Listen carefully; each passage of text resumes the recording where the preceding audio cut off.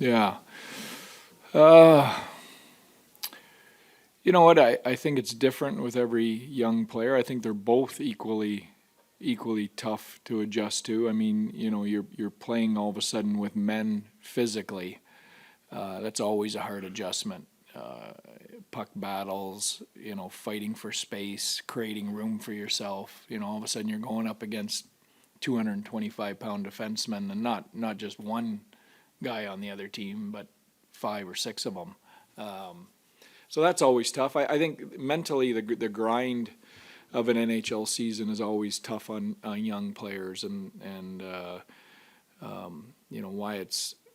Wyatt's had his moments, but they've been really few and far between where he mentally has kind of hit the wall because of the grind of the travel and the importance of the games every night and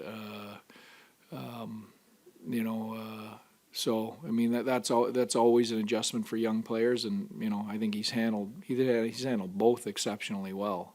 With the physical aspect of it, his stature and size Yeah. isn't as big.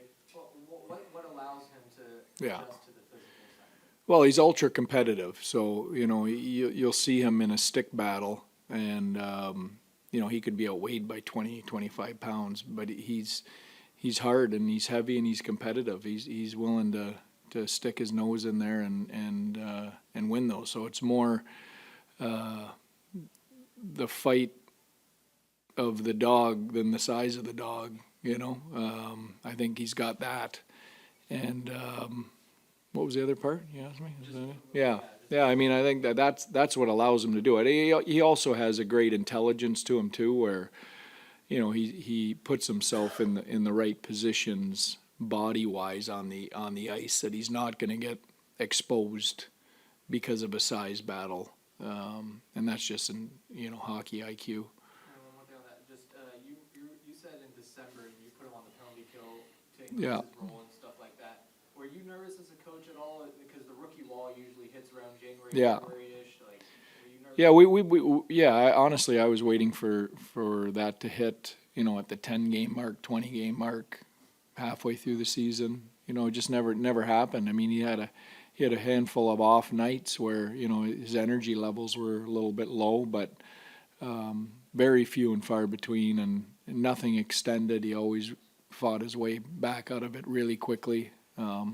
That's been the most impressive part. And what about him being able to pick up things mid-season? He wasn't on the penalty kill to begin Yeah. the year, but then for him to pick Yeah. that up like that. Yeah, again, special hockey mind. He just gets it. I mean, I think I told you guys earlier in the season, like, we've done very little individual video with him, because he always seems like he's put himself in the right spot on the ice and the right spot within our system. So, that's just, he's special that way. Sticking with Wyatt and the mental grind, Yeah. can you quantify the Pavelski factor at all? Because 19-year-olds don't get that kind of security blanket No. in their whole life. Yeah. Yeah, I think it's been invaluable, and I've said all along, I think Wyatt will look back 10 years from now and realize how valuable, living with Joe was, and the daily feedback and the daily conversations. I just think it's been invaluable, and I think he'll recognize that down the road. I think he does now, but I think he'll really recognize it down the road. Do you funnel any messages through Joe as opposed to going direct? I don't have to, honestly. Joe could do my job and his job. Like, he's if I'm thinking of it, Joe's already thought about it. Let's put it that way. So that's just Joe. We've talked a lot this year about Tyler and Jamie having different roles and accepting Mm-hmm. play a little bit less minutes. Talk about how the cumulative effect of all that kind of pays off now, and just Yeah. you've seen them take these roles and what you've seen of them. Yeah. Well, I think you've seen the effect of it with the season we've had, directly on our standings, directly on our scoring, directly on the consistency, I think, of their seasons. There was no drop off the second half because of fatigue or things like that. You know, and the way we want to play, we're not a passive stand around team, you know, so you're expending a lot of energy to play the way we want to play. And I think that's benefited our team game too, because they have that energy to do that. Along those lines, as a coach, what's the ego management like with guys? I mean, I think these guys are top 1% of what they do. Some are Yeah. making $8-9 million, and you ask them to take reduced roles and things like that. Actually, I think 10, 11, aren't they? Who's counting? But as a coach, how do you manage all that kind of stuff? Yeah. You know what? You just, for me, it's when you come into a situation, you coach. You don't look at the salary or the ego or what they've done. You coach them like you would want to be coached, like you coach everybody. And you know, the teams you have a chance to win with, those guys accept that coaching. They want that coaching. They're willing to buy into that. And you know, in the places I've been where those key guys have pushed back, you know, you're usually not winning. Pete, I know you've been back to Vegas this year, Yeah.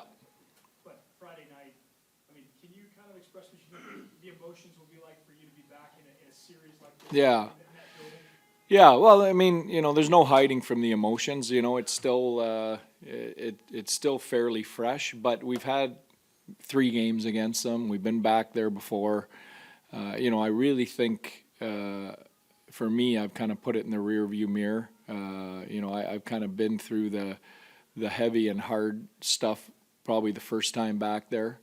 You know, and now, you know, we're ingrained in this group. And we've got one singular focus, and that's to win this series. With Brian Suter, Yeah, with Brian Suter, I know we're only halfway to the goal, but I Yeah. think this is the first time he's been to the conference final in his career. And yeah, what it means for him to get here, and what has he meant for you guys? yeah.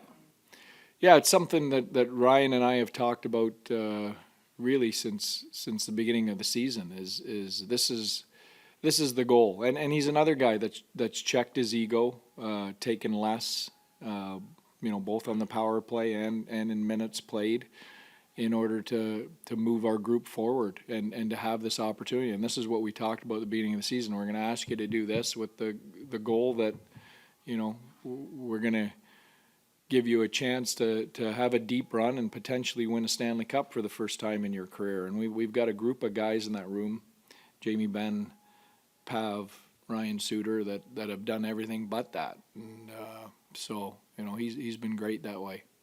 And then Cassidy was comparing Rupe to Connor McDavid, saying he's the best that's left. Yeah.